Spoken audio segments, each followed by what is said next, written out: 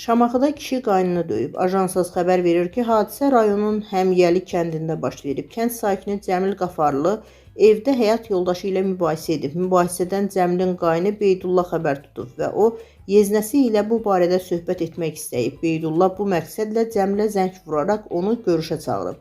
O Cəmilə kənddəki Tayva adlanan əraziyə gəlməsini istəyib. Cəmil də razı olub. Axşam saatlarında Cəmil həmin əraziyə gəlib və Beydullah ilə görüşüb. Beydullah ona bacısını incitməməyi tapşırıb və buna görə ona irad tutub. Cəmil isə Beydullaya öz işi ilə məşğul olmasını, onun ailə işlərinə qarışmamasını tövsiyə edib. Bu vaxt Beydullah Cəmilə hücum edərək onun yaxasından tutub vurmaq istəyib. Cəmil bu zaman onun ağız və sifətindən vurub. Nəticədə Beydullahın ağzı və çənə nahiyəsi partlayıb. Bu huşunu itirib.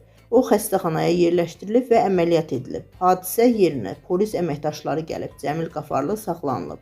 Faktla bağlı cinayət işi başlayıb və iş məhkəməyə göndərilib. Şamaxı rayon məhkəməsində keçirilən prosesdə yeznə ilə qaynın barışdığı üçün cinayət işinə xitam verilib.